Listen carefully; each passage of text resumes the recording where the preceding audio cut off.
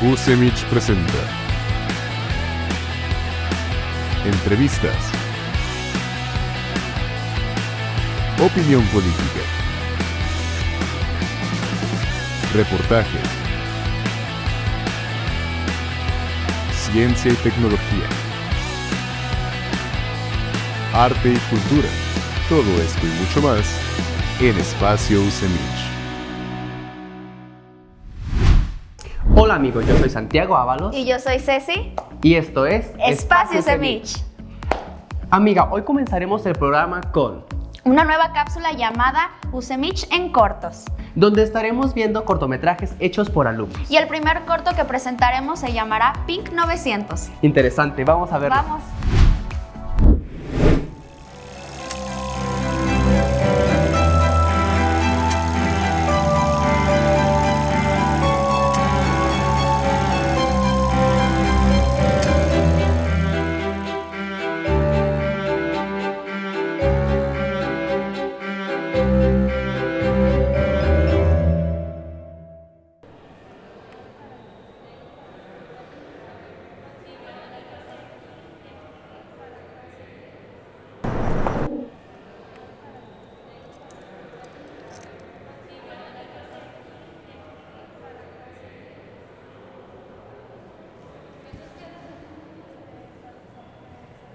No mames, ¿qué fue eso? José.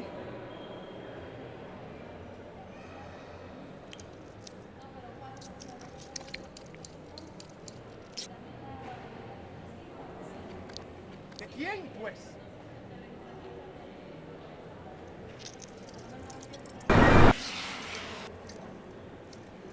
No pongas esa cara.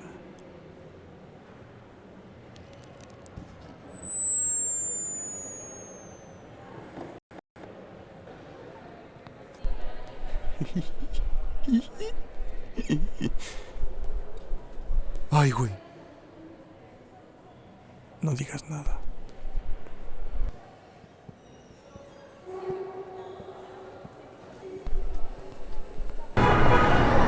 Actúa como siempre has actuado.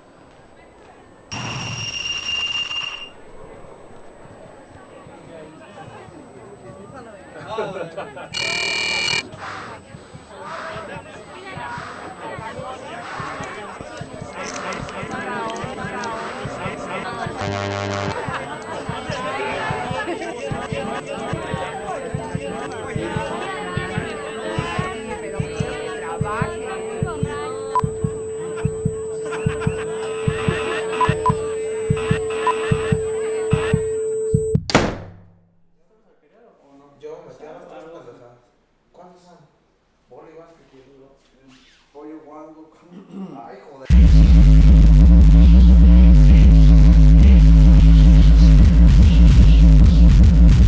Ah, pero ahorita ya le están dando. Ya, tenemos tiro ahorita. ¿En qué grupo les mandaron?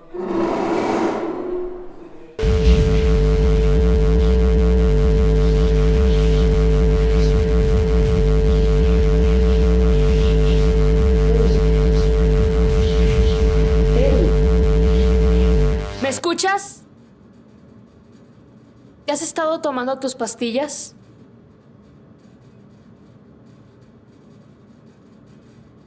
¿Estás bien? He estado analizando tus comportamientos estas últimas semanas y la verdad has tenido un mejoramiento. Estoy orgullosa de ti. También te quería comentar de que tus medicamentos igual te los sigas tomando. Realmente te estás esforzando y me alegra mucho que lo sigas haciendo.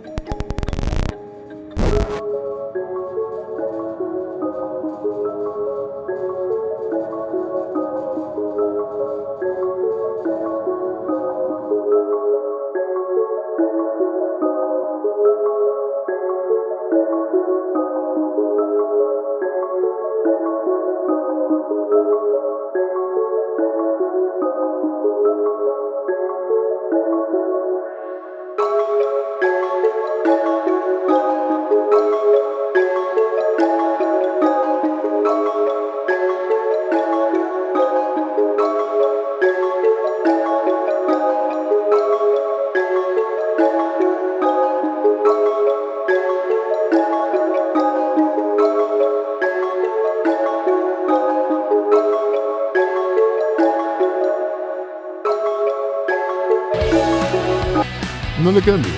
Sigue disfrutando de Espacio UCEMICH.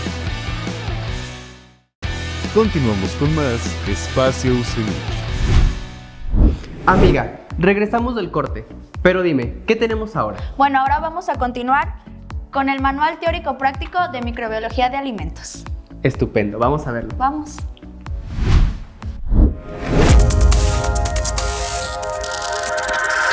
Publicaciones UCEMICH.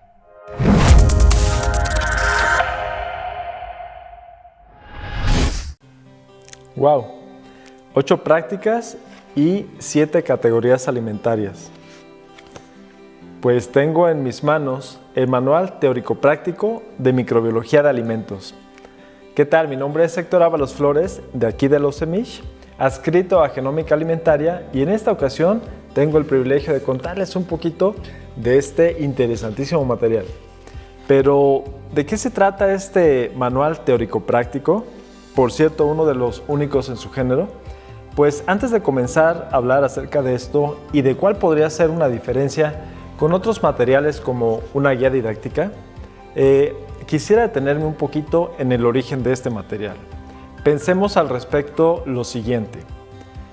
Cuando nosotros vamos por la vía pública, casi de cualquier lugar, sobre todo de nuestro continente, nos podemos dar cuenta de que es muy socorrido el encontrar lugares donde se venden, se expenden alimentos, ya sea un changarrito, una fondita, incluso sitios como los restaurantes o las cadenas alimentarias.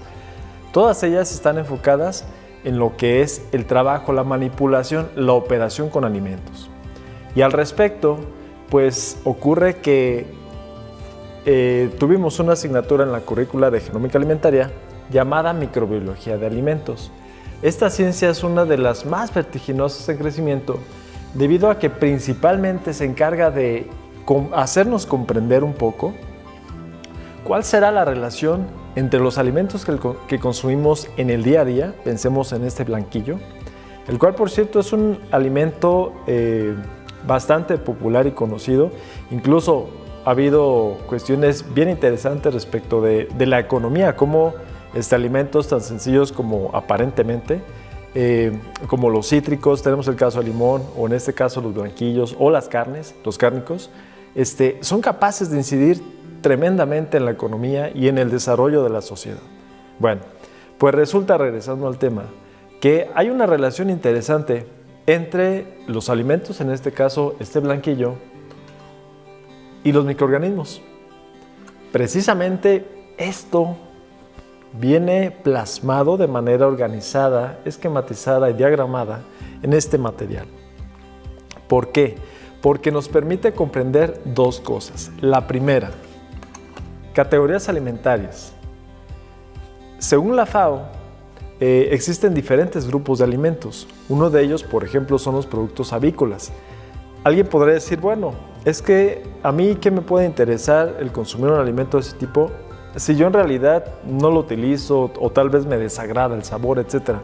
Pero si no lo consumes directamente, posiblemente emplees algún derivado. Piensa tú en la industria panificadora. Esta se sostiene en pilares como la producción de lácteos, desde luego los productos de la avicultura y otros tipos más de alimentos como los cereales.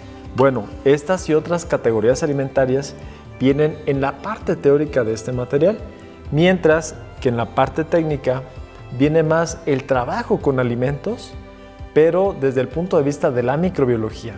Aquí en mis manos también tengo un medio de cultivo, el cual es una sustancia que me permite hacer varias pruebas y análisis, porque ojo, comenzamos con este ejercicio imaginario de ir conociendo, de ir ubicando, siendo atentos, conscientes de nuestro entorno y darnos cuenta que estos lugares donde se expenden y manipulan alimentos son muy comunes, pero pocas veces se sabe de la higiene, de la sanidad.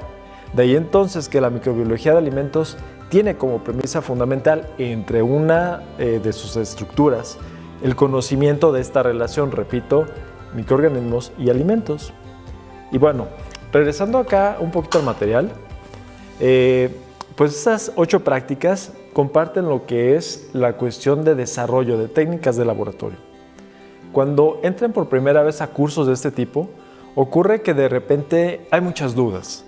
Para empezar, los microorganismos no se pueden ver a simple vista. Al no poderlos ver, es preciso utilizar medios de cultivo o estrategias para diseñar técnicas y estudiarlos. Pues bueno, estas técnicas y medios se encuentran presentes, algunas de ellas, las principales, dentro de la parte práctica de este material. No deja de ser didáctico, puesto que atiende a una intencionalidad de los creadores. Al respecto de ellos, pues tenemos a la doctora Marisela Yadira Soto Padilla. También contamos en este momento con el apoyo de la maestra María Teresa Arceo Martínez, a quien le enviamos un gran saludo.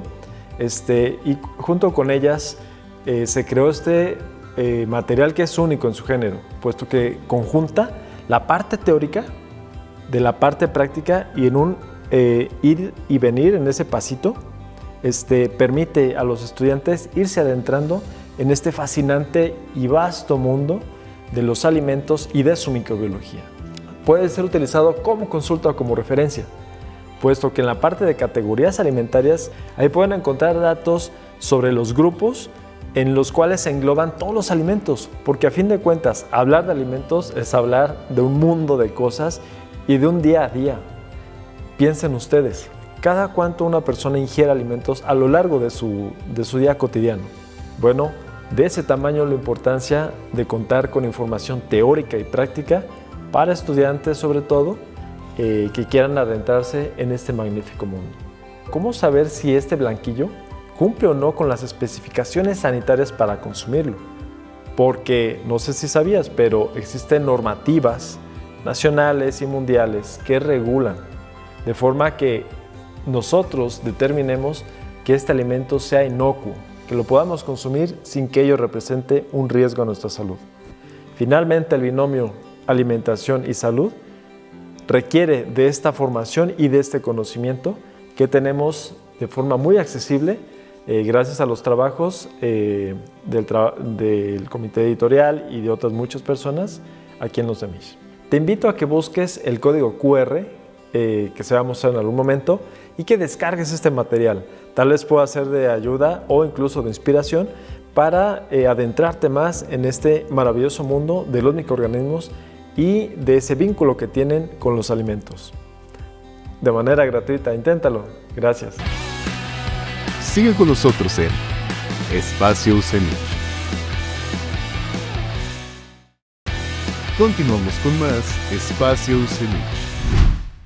Santi, hemos llegado al final de este programa. Pero no nos iremos sin antes ir a ver una de nuestras secciones favoritas, Contrapunteo, Con Paola Canela. y Javier Rosiles. Vamos a verlo.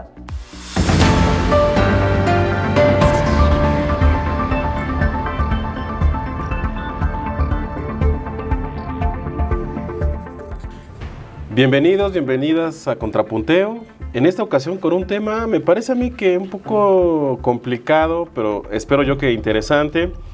La política y la religión, ¿no? Esta mezcla en la que, por lo menos mi abuelita, no sé si la suya, les decía, no hay que hablar de política ni religión. Bueno, ahora no solo vamos a hablar de eso, sino que las vamos a mezclar.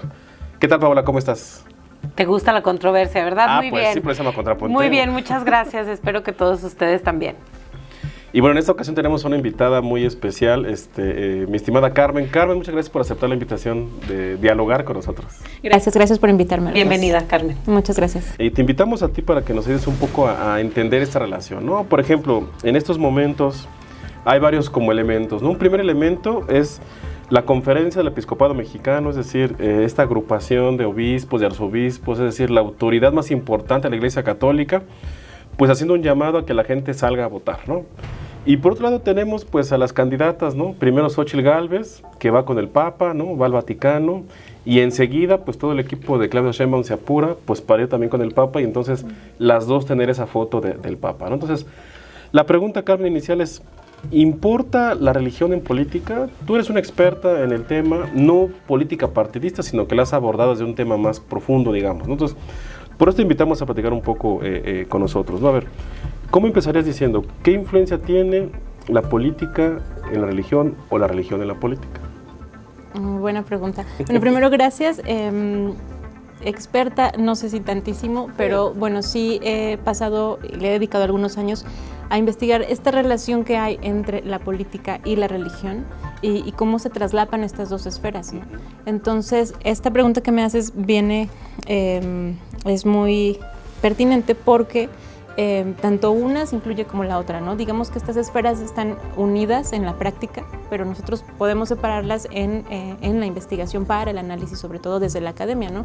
Bueno, yo lo que he conocido e investigado es desde la antropología y, bueno, la influencia de una sobre la otra, o sea, digamos que se van compaginando, pero en los casos que yo he estudiado, sobre todo en América Latina, en México, pero también en Colombia, en El Salvador, por ejemplo, la religión es la que permite un cierto posicionamiento político, sobre todo a partir de los discursos, ¿no?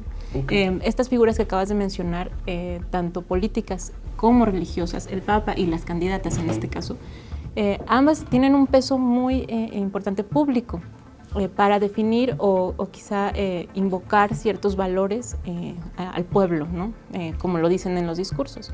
Entonces usan, digamos, estos símbolos religiosos dentro del discurso político para que la gente, para hacer el llamado a la gente, como tú decías, en este caso a votar, pero pueden ser otros casos, ¿no?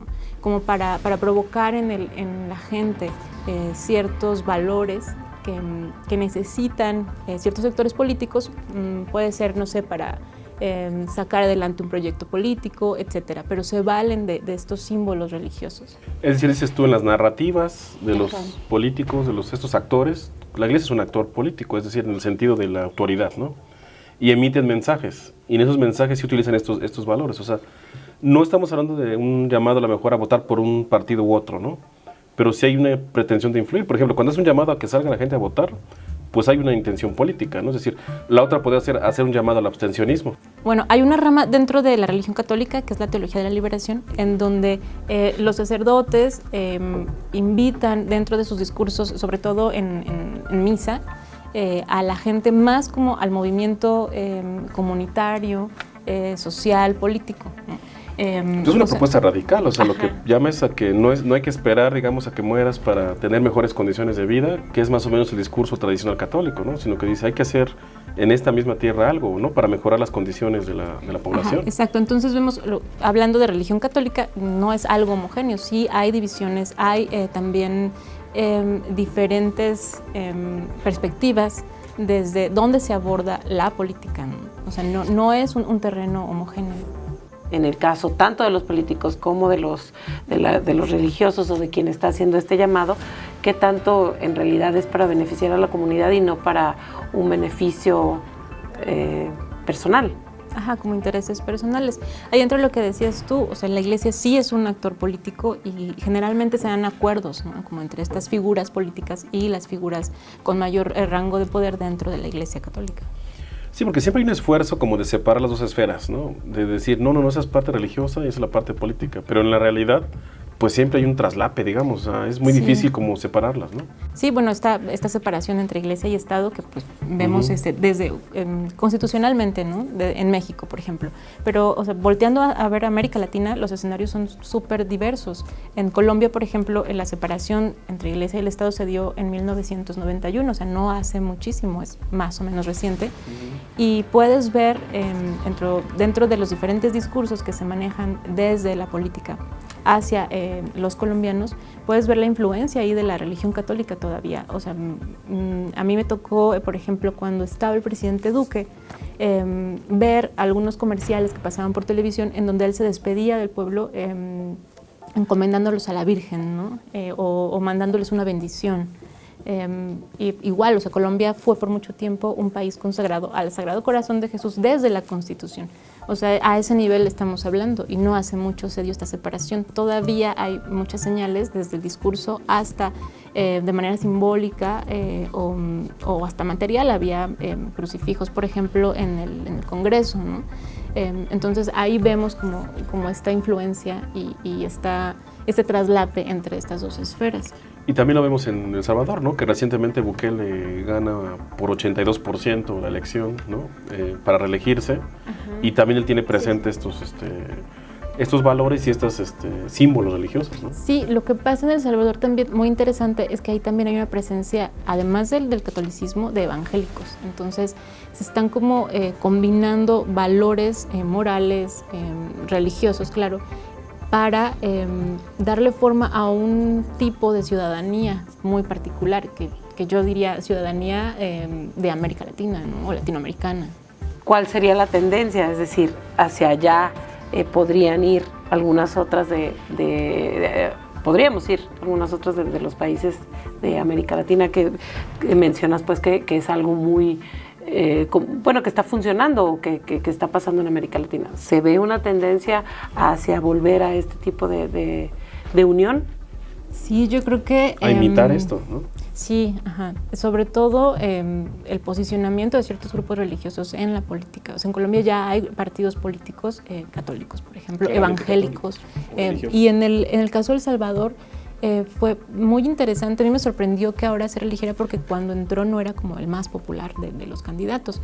Y sobre esto que dices de jalar los símbolos religiosos a los discursos o a los actos políticos públicos, Bukele en la toma de protesta, cuando tomó protesta en 2019, llevó al representante evangélico de un grupo de evangélicos allá. Entonces los evangélicos tuvieron como su partecita dentro de todo el acto de toma de protesta oficial del presidente. Eso fue como distinto a todo lo que se veía en otros lugares de América Latina, como en Bolivia, cuando dieron el golpe de Estado, igual esta chica, se me fue el nombre, entró al Palacio Nacional con la Biblia en la mano, pero o sea, también era católico, ¿no? Y luego también en Argentina había un caso particular con los gobiernos de extrema derecha o de derecha, en donde el catolicismo está muy presente.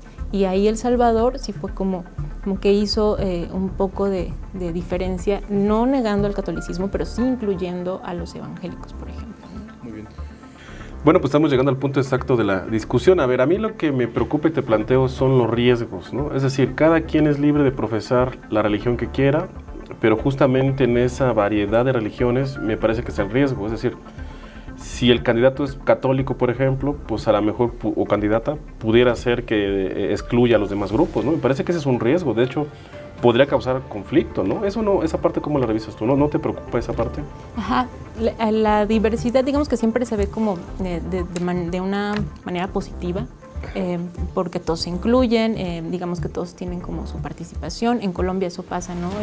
En el Congreso igual estos partidos nuevos que se van incluyendo tienen como su parte representativa, etcétera.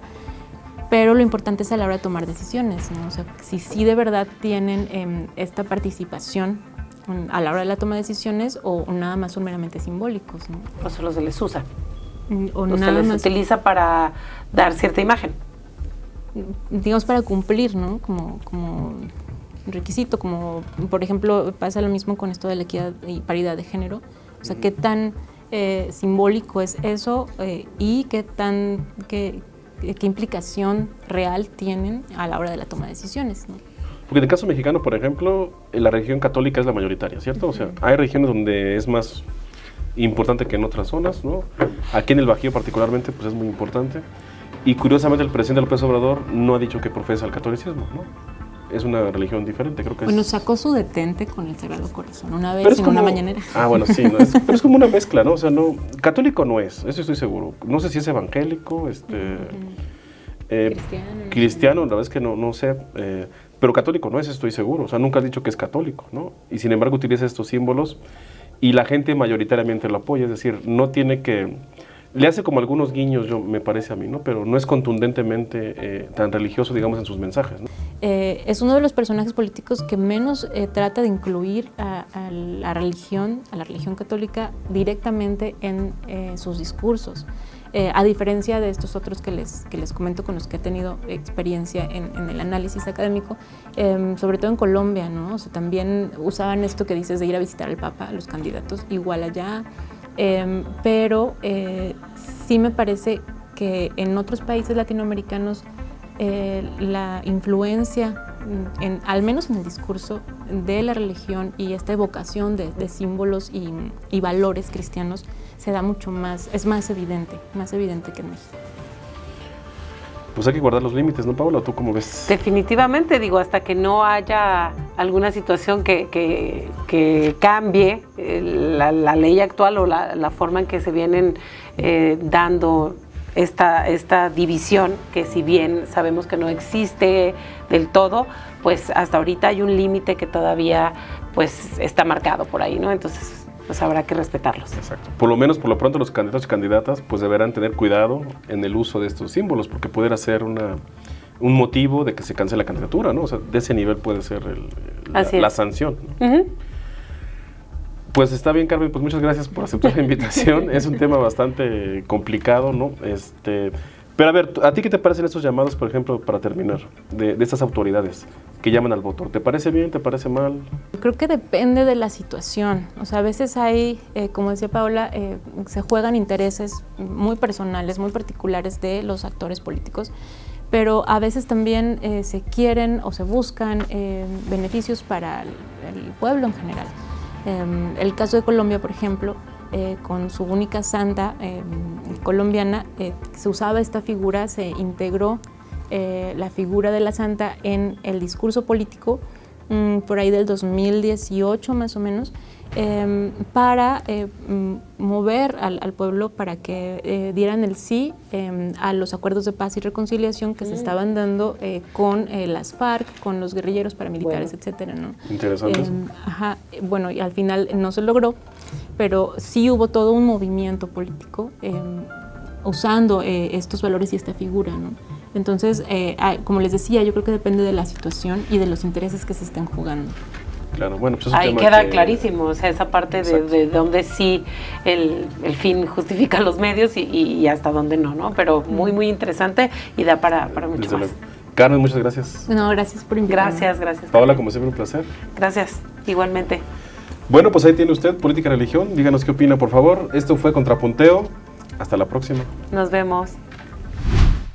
Y esto ha sido todo por hoy, pero no olvides de sintonizarnos la próxima semana a la misma hora y por el mismo canal. Tampoco olvides de seguirnos en nuestras redes sociales que estarán apareciendo aquí en pantalla. Y de activar las campanitas de notificación. Mi nombre es Ceci y me puedes encontrar en Instagram como Cecita García. Y mi nombre es Santiago Ábalos y me encuentras en Instagram como Ábalos_Sans. Y esto es Espacio UCEMICH, donde estaremos viendo cortometrajes hechos por alumnos. Ahora yo no fui. Pero dimos, ¿qué tenemos ahora? No. Quise decir, dime qué tenemos ahora. Okay. Bueno, ahora vamos a continuar. ¡Comida china! ¡Comida china! No nos iremos sin antes ir a ver una de nuestras secciones favoritas. Y yo soy Ábalos_Sans Santiago y me...